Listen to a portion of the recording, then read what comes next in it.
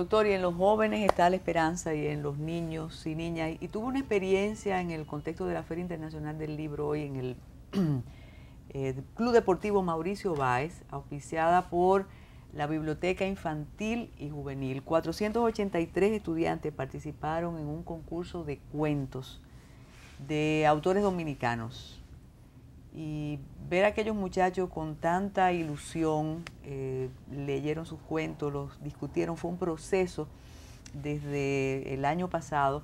Y se hizo un concurso que yo hacía mucho tiempo que no veía, sacando preguntas de una urna, y los jóvenes respondían.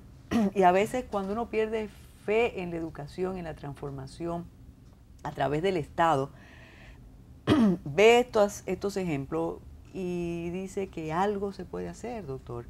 Y si estos muchachos de las escuelas públicas nuestras están en estos concursos de lectura con tanto entusiasmo, entonces podemos esperar algo diferente.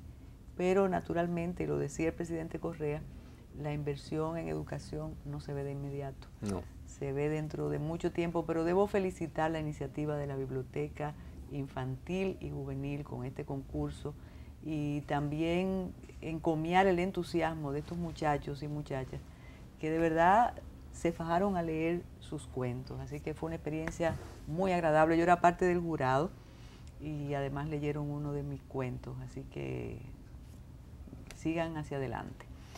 Doctor, hay algo que ustedes manejan que se llama la resiliencia, se dice así, ¿verdad? Y tú lo ves y me imagino que usted ha tenido muchos amigos así. Yo he tenido muchas amigas y amigos así, familiares, que tú dices, ¿cómo ha podido crecer, insertarse en la sociedad si tuvo un padre abusador, una madre dipsómana, unos hermanos que la maltrataron y ni siquiera es violenta o violento? ¿Puede un niño o una niña que crece en un ambiente así tener un matrimonio feliz, tener una pareja y no aparecerle el fantasma de la violencia un día, como todas las historias de los torturadores argentinos, el día menos pensado en una reunión de Navidad golpeaban al hijo, golpeaban a la mamá porque les sale ese monstruo que tienen adentro? Fíjate, lo que cuenta no son los hechos, sino el modo como cada sujeto dentro de la familia elabora y procesa esos hechos. Es decir, que siempre hay una asimilación subjetiva que depende del sujeto. Hay factores que pueden incidir en una niña, en un niño, para que ese ambiente nefasto pueda ser elaborado, integrado, compensado.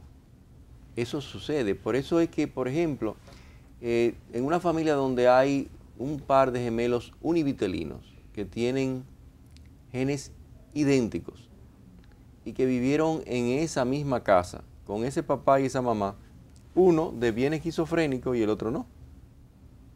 La tasa de concordancia para la esquizofrénica en esos casos es de un 45%. Tú dirás, es alta, pero ¿por qué hay un 45% de posibilidad de que sea diferente? Ahí interviene la posición del sujeto. A veces hay influencia de amigos, a veces hay influencia de la literatura, a veces hay influencia de profesores y profesoras, porque influyen todos esos factores. Por eso es que la literatura es importante. Por eso es que la educación es importante. Porque una profesora, un profesor puede jugar un papel sumamente trascendental en la vida de un hijo. Pero ¿qué sucede? Un dato es que en los colegios hay muchos profesores y pocos profesores. A mí me gustaría que en los colegios hubieran más profesores del sexo masculino. Tú dirás, ¿y para qué? Bueno, porque los niños necesitan de esas figuras paternas saludables Y confiables. y confiables. Que no sea solo el sacerdote que puede hacer cualquier fechoría y hay que callar. Exacto. Mire, usted mencionó el Estado y mencionó cómo aquí no tenemos seguridad jurídica ni seguridad con la sanción. Y yo digo, doctor Bogar, que esta es una sociedad permisiva. Es prejuiciada, pero es permisiva con el delito. Y doctor, usted tiene que reconocer que a los violentos los aceptamos y a los feminicidas lo aceptamos. En cierto modo, sí. Entonces, eso no influye para que el problema, es uno de los aspectos del problema para que no se resuelva. Porque usted se sienta a la mesa en un restaurante y usted sabe que al lado hay un señor, y más en el caso suyo, por su práctica, y usted dice, pero ese fulano golpeó a la pareja. Y ya en el caso de la muerte también sabemos. Entonces, ¿qué pasa? ¿No estamos mal todos? Fíjate, el psicólogo clínico evita juzgar moralmente a la pareja y procura restablecer un sistema saludable de la pareja. Pero la ley es la ley y es una figura importante en la vida de una sociedad. La ley existe y debe aplicarse a todos.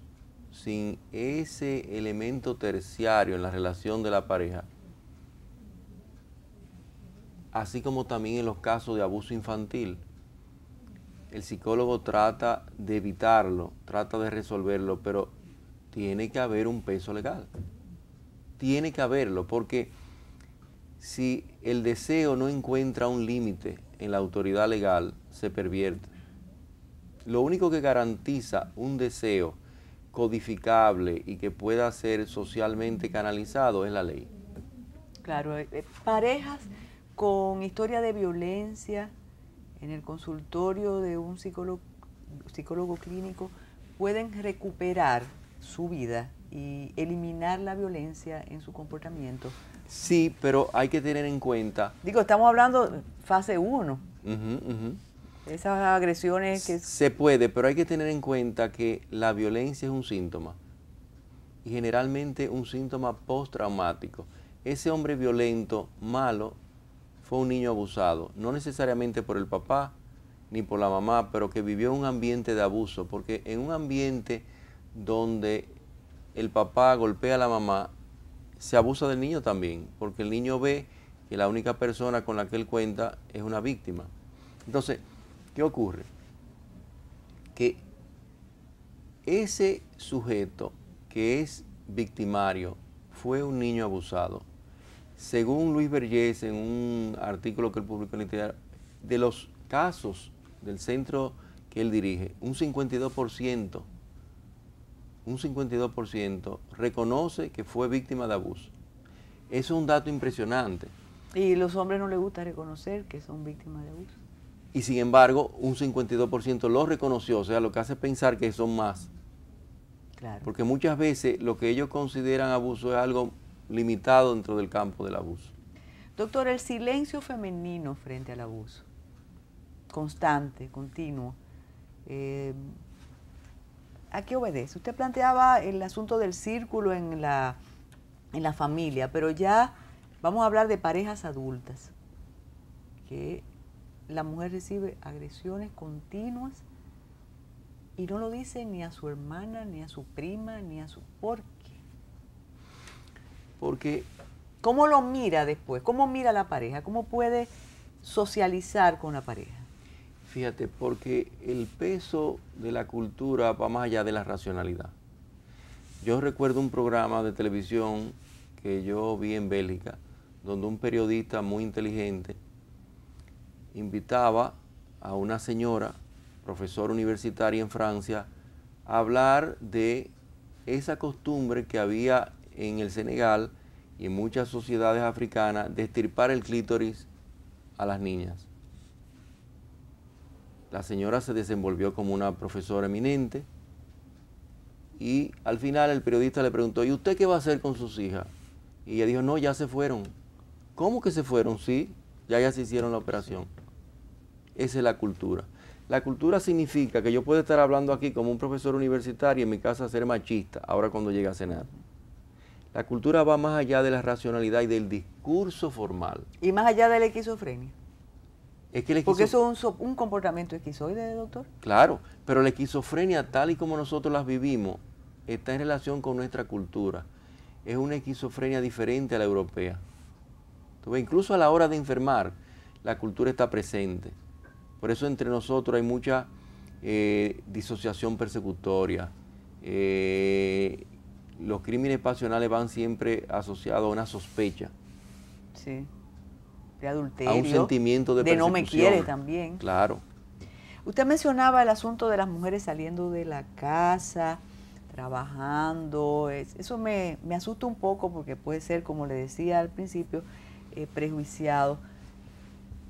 ¿Se siente el hombre independientemente del razonamiento que haga? Diga, no, somos dos profesionales, no importa. ¿Se siente agredido, quizá en el inconsciente colectivo lacaniano, de que su mujer sea productiva, sea ejecutiva, sea profesional y que de alguna manera compita con él? Sí, seguro. Sí. Seguro, en las encuestas se ve eso claro. La mayoría de los aunque hombres... no lo aparente y sea, mira, esta mujer produce más que yo. No, eso, hay dolor. La mayoría de los hombres, incluso con formación universitaria, prefiere que la mujer no trabaje. Antes se veía mucho en nuestros padres que decían que la mujer debía quedarse en su casa. Pero todavía hoy día en las encuestas se ve eso. Pero es un asunto que es impresionante. Los análisis que se hacen sobre esa encuesta te impresionan. Los porcentajes de cómo somos todavía muy conservadores.